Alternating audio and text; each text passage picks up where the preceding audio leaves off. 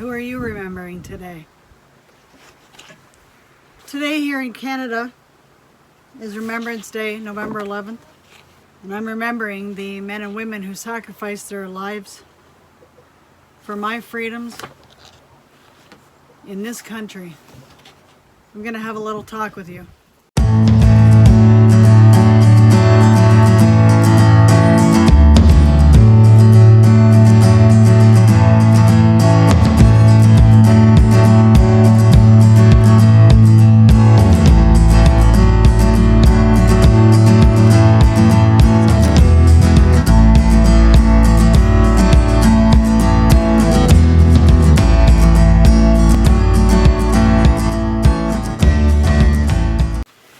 So hi, welcome to Homemade and Homegrown.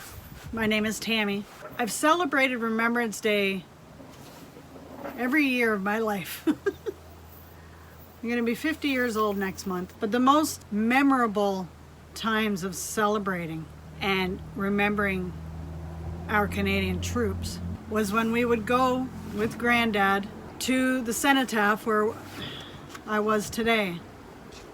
I'll show you some footage and some pictures of that and give you a little time with my father talking about days of old back when he used to live there. But this Remembrance Day is different for me. I am really emotional today. I've cried a lot already, and I know that's got everything to do with really being grateful for the sacrifices that were made. But I also know my heartache has got to do with what is going on in this country and in every country all over the world. There's division like crazy. They're dividing people. And I can only imagine the men and women who fought for this, for our rights and freedoms and choices, personal choices, what they would be saying today if they could see what's going on. I feel like I've got a holy anger raging in me right now, and I could cry again. I don't care which side of the fence you're on, whether you're V'd or not V'd, or the color of your skin. I don't care about that. I care about unity. I care about you as a person, and if you need something and I'm able to provide it for you, I'm happy to give it to you. But this world is making everybody think that, you know, one side is the enemy and the other side isn't.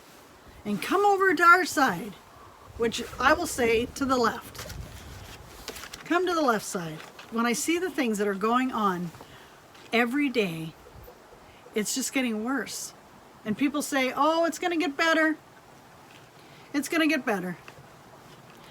Well, I hate to say it, but the cold hard truth is no, it's not.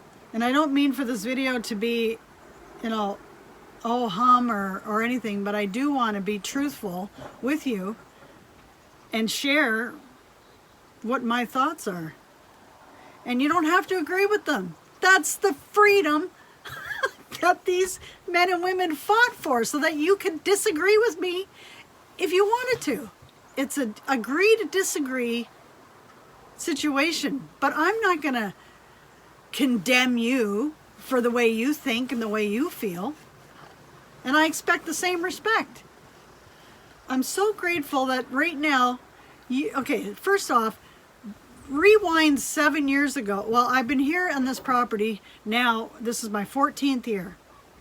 But 7 years ago, 9 years ago, I was adamant about getting out of here and wanting to go back where I came from, which was the hustle bustle, busy place where I came from, which was Ontario.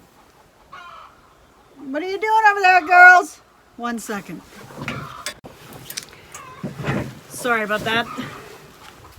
She's squawking over there and I don't know why. But anyway, 9 years ago, I was adamant about getting out of here, thinking that this isn't what I wanted.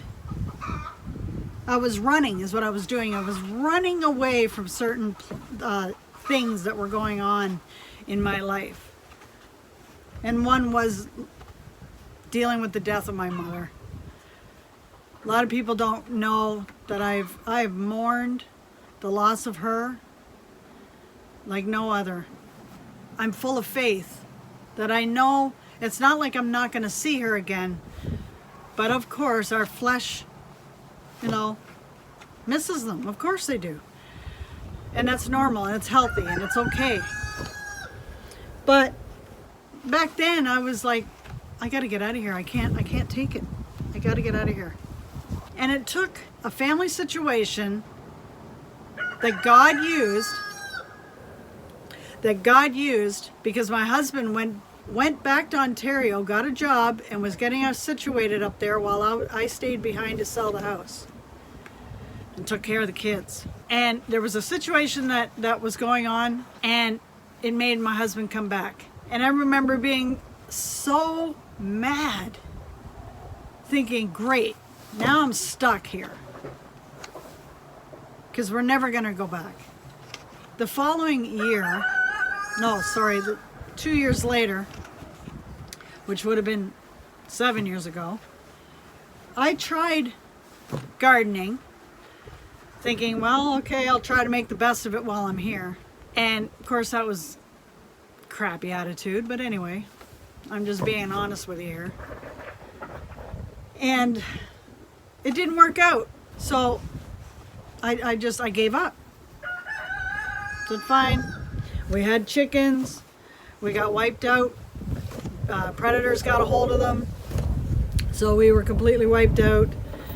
And at that time, my husband was the one that was, really kind of dealing with the chickens. I wasn't as much as I am now.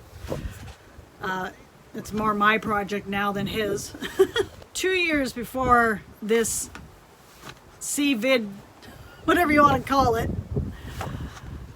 started, I decided to, and I did a video explaining the situation and how it all began, and then I did another video where I was talking about it doesn't hurt to get prepared, so you can check those videos out too. But anyway, I was coming out of the shed, and all of a sudden, it was a beautiful day, much like this, clear skies, and I looked over the property, and something moved me, which I believe was the Holy Spirit, and I cried. I cried, and I was so thankful. And here I am praising God because now He's showing me the bigger picture. And then, like I said, and then as soon as COVID hit, I knew at that moment I knew the whole picture. Then I knew exactly from beginning to end God's design for us to stay here and why. Because He's seen that this stuff was going to happen. And He was protecting us and kept us in this place where we can be self-sufficient, where He, can give us an opportunity to provide and give me the opportunity to work the land, raise my chickens, and take care of ourselves and not have to be worrying about it, because Ontario is just plastered right now with it. I have to praise God at that time, at that very moment, every single day when He reminds me who's really in control. And right now, our governments, they may think that they're in control of everything, but I know who's really in control. Do you know Him? I hope so. People are starting to use words of tyranny and just sheer evilness going on. And I can't disagree with it. They're not even warning. I was listening to a video the other day on YouTube, and the YouTuber was saying, your leaders are not even warning us of the after effects, the side effects, the true side effects through our economy and what's going down right now due to this disease. There's a lot of stuff going on overseas that they're not sharing on the local news, like on your news channels. They're censoring people. You know, why? What's going on? Why are you putting a muzzle on people's, opinions? We're not allowed to voice our opinion anymore because it's discriminatory or racist or bigotry. Give me a break. It's got nothing to do with it. You're creating a society that is dividing people based on nationalities and creeds and religion and left or right and black or white or Veed or not Veed. What's next? What's next? And I'm glad that I serve a God that is not surprised about what is next, and that I can completely trust Him with everything, and that even if I died because of what's going on, I know where I'm going. I'm content. I'm happy with it. I'm fine with it. I'm not going to rely on the system and what they seem to think is right for us. No, I'm sorry. So I'm going to take advantage of the gifts that God's given me, and I'm going to continue as long as He has me here and do the best I can for my family and for whoever else needs help. Because all this that I'm doing isn't just for us. There's going to be a time where I may have to make a meal for somebody because they got nothing. I took video of my local Walmart. Shelves didn't look too good. The freezers didn't look too good. And people can look, there's so many videos. So I'm glad that I'm not the only one that is seeing all this, and not the only one that is putting videos out there of what's going on in different countries. Why would China tell their people to stock up for the winter and potentially till spring if there wasn't something going on? I don't know. But why isn't our government telling people to do the best they can to prepare for shortages? If they cared so much for us, they would give us these fair warnings to allow people to gradually get what they can get, instead of one day becoming a panic and everybody's at the stores hoarding and just trying to get whatever they can get. No, they'd rather that kind of chaos instead of, hey, you know what, just if you're buying a can of soup, buy a couple more.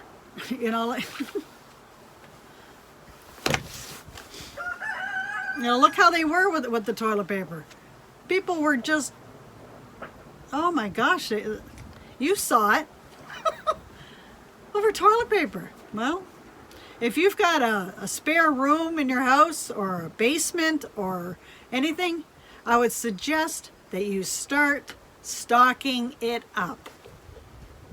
Get another freezer and start stocking it up with your meat. If you are on limited income, you can still do it. You can still do it. You just buy one extra of something. If you buy a bag of potatoes, buy two. Do something.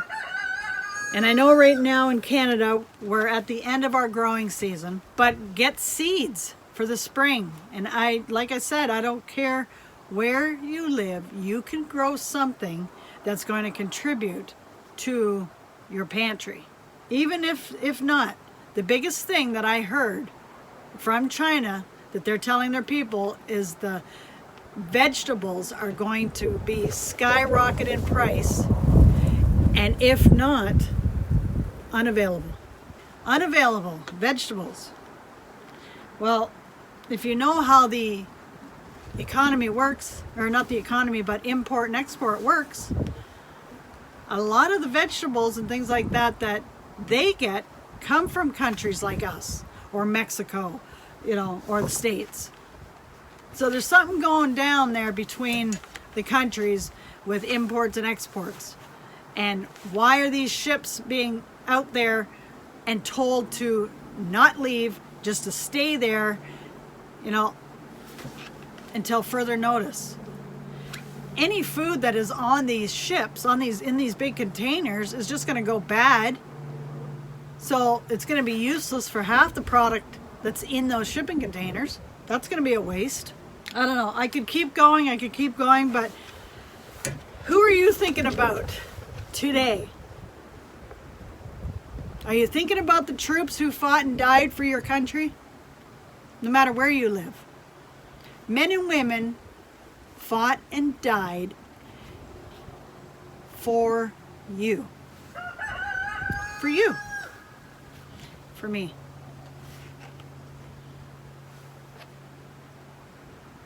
I will never take that for granted. In Canada, we say we will remember them.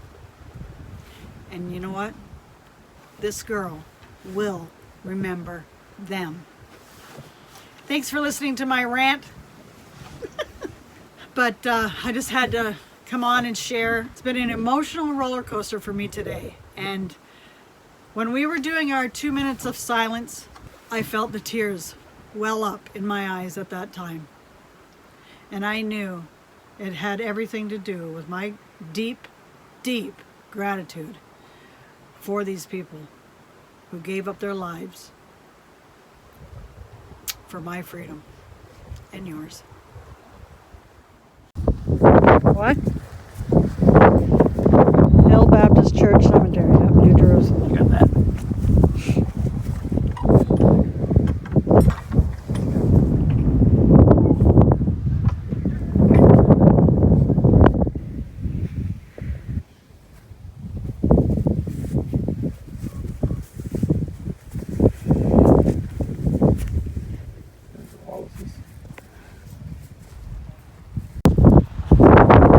Sorry for the wind, but this is where my great-grandfather is buried, and we finally got a proper stone laid out for him. And I'm coming to see it for the first time.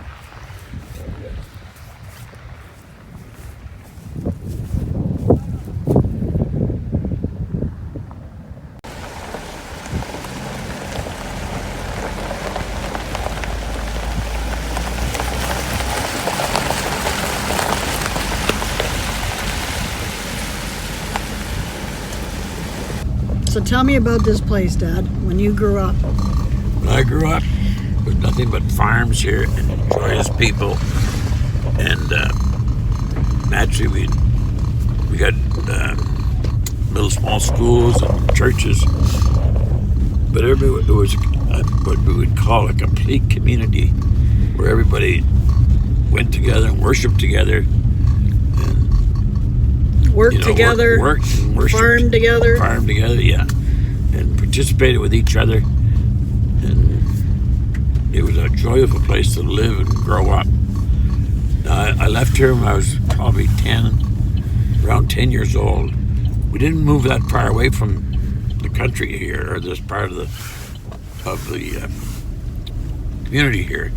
Right, but the family, it's because the families were kicked out, right? Yes, we were all excommunicated out of here. Yeah. Excommunicated. Yeah, that word. That word, yeah.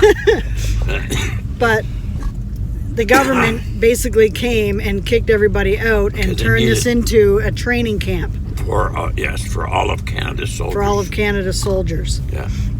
This is going to be. And a lot of people don't understand that or even know that it even happened. But back in 1953, it did. That's when it happened. Yeah, down where Dad used to be. You see where the road is way up there? So I want to go to where Grampy Hamilton's side of the family lived. Yeah. This is quite a climbing hill, this one. It's quite steep down there. Yeah. At one time, at the foot of this hill, on the left-hand side, there was a beautiful, beautiful house, which everybody went to on Sundays for the like after church, where they had all the pies and the cakes and all the goodies. All the fancy stuff? Yeah, all the fancy good, and there were all these fancy dishes. Yeah. Look at this. Yeah. Get off the road there. Little duck. No, that's not ducks. That's is it? pheasant. Okay, so we'll cross the little brook here. Yeah. Now, how many acres did they have? I have no idea. Because I heard most I know there's much. most I people don't think had it's much. anywhere from 50 to 100 acres or more. It's all grown up. It's all grown up, but we're insinuating that this was the property that my great-grandfather had. My Because dad walking over in here, doing the hunting and stuff. And Grandpa also had his barn over there with the cows. on this side. Yeah, on this side, yeah. So what sort of memories do you have being here, besides it being a big community and Going to school here at the HB school, which is on the far side of this road. If you went out towards Hampstead, then you'd come across what we call the HB school. Just down from that, 2 farms down from that is where I was born and raised, which was known then as my mother's side as the Douglas farm. right? Right in here is where the White House was. Driveway for it, but this was one of the main spots right here. Okay, that's where the big White House was. Yes, Everybody would yeah, visit everybody after used to church? gather from the churches, and we had You got an what army they call helicopter them. flying over top of us right now. Yeah, this whole area, I would say, is all places apart. Yeah, this is Yeah, it. this looks like an old driveway. Yeah.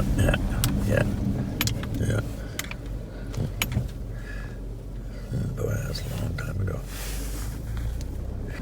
Now On this on is this and road then here- You lived Way beyond, yeah. past where we just came from. Yes. From the service. Roughly 5 miles from his dad's to my grandfather's. Okay. Like I said, it's way down over the other hill. Right. And Up see to now out. this is still used as a training camp for artillery. Yeah.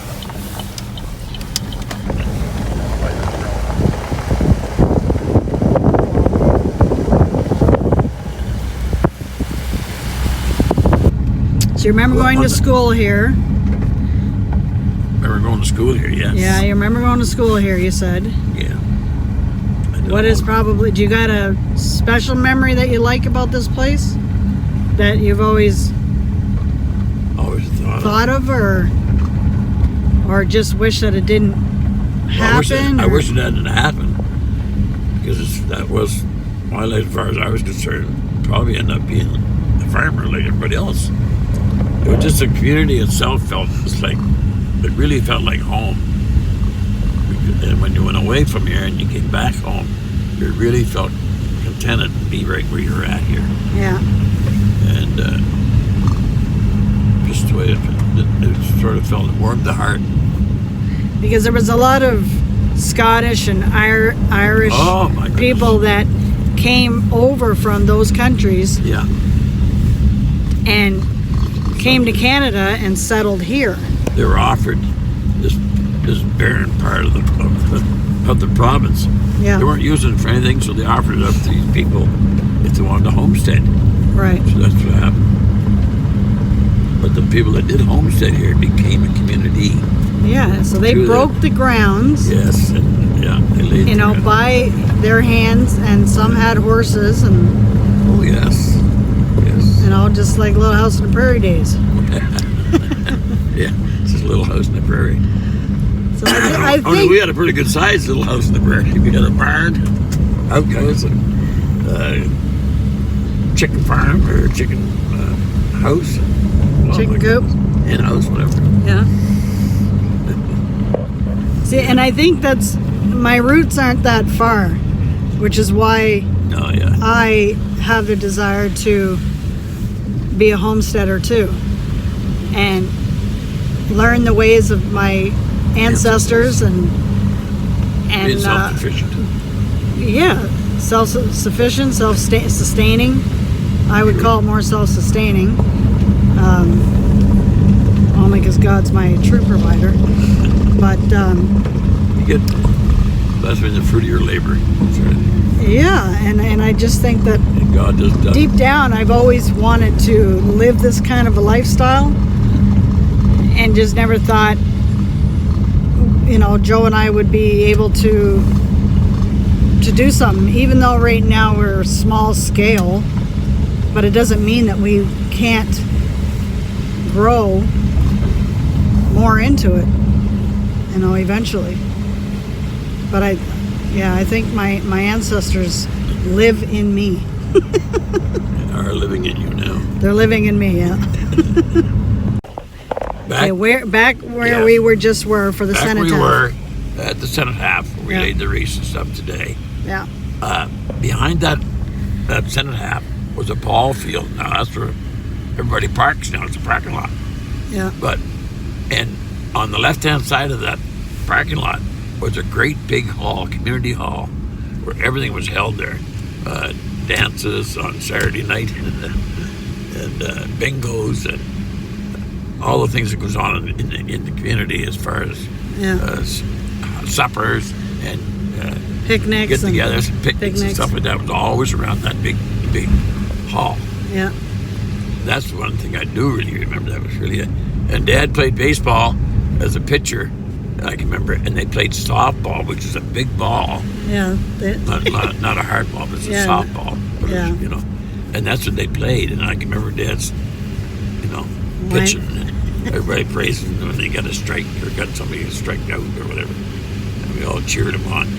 I thought he was my hero back then, which I did all most of my life. But at that time, hey, my dad's a ball player.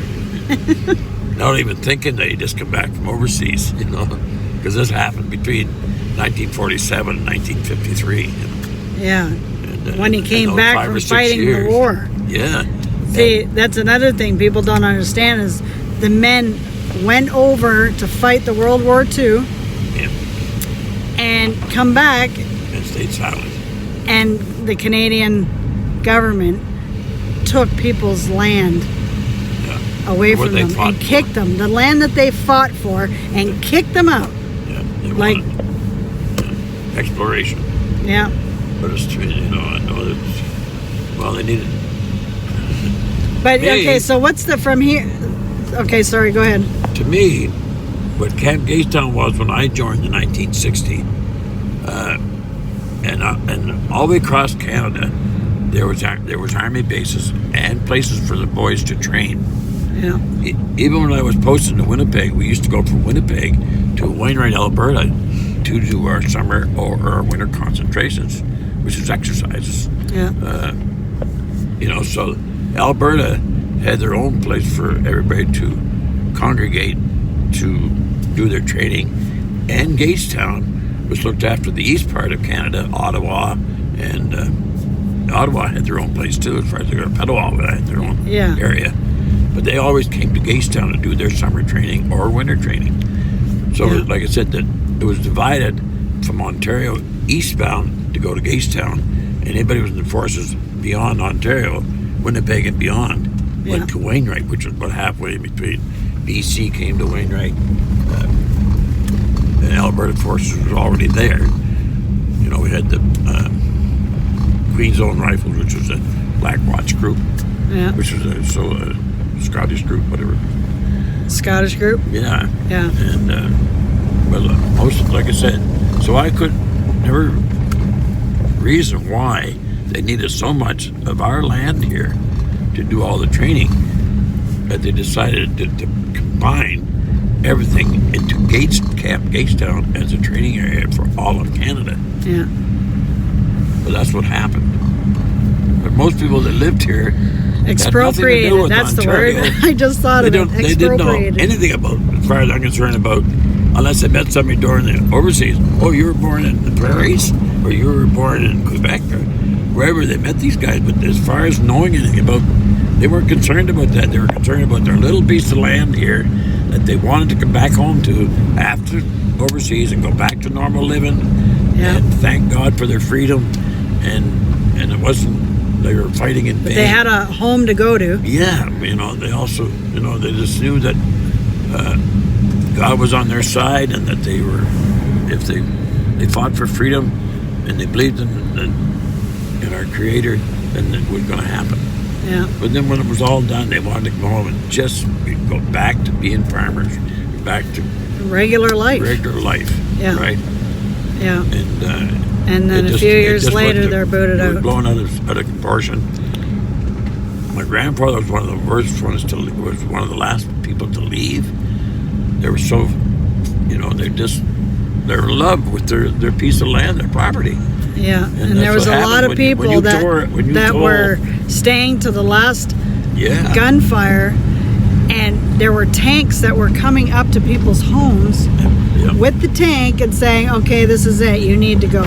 Yeah, exactly. With a tank pointing at your door. Yeah. Like, to me, that's just craziness, but... Yeah. So great-granddad was one of the last ones that was like one of those people that were staying to the last gunfire? Yeah, oh yeah. Hoping they changed their mind. Right. But it never happened. They were forced to. And he was never the same after that because he didn't last much more than, we were out in 63 and he died in 61. So most of those old fellows that were on the farm that were born and bred on us, and they all died off because they lost their dream. What's that? Life goes on. Life goes on, but they were satisfied with the life they had. Yeah, that they weren't looking for riches. They weren't looking for anything else. No, they weren't looking for riches. They were just satisfaction. They did the good job, and now the boys are back home. Let's go back to work on the farm. Yeah, take care of our families and that's right. Raise a family. Yeah. Most of them, because they were mostly young, young boys, 20, 23, 24 years old. Yeah, Joe was only 24 when he died. And which was Dad's brother. Yeah. And Dad, I don't think he was much older than that himself. Well, he was like a couple of years younger than him. He was a couple of years younger than him, yeah. And then, Good morning, girls. Good morning. Where's the rest of you? Thanks for hanging out with me. I'd love to hear your comments, share your thoughts. Good or bad, I don't care. Give me your opinion. I want to hear it. Because you know why? It matters. Your opinion matters. And I respect it. So I want you to have a fabulous week. Keep in your heart that gratitude on a daily basis. And know that God is in control. No matter what we see, He is in control. So praise God for that. So if you haven't already, hit subscribe. I'd love to have you join my homemade and homegrown family.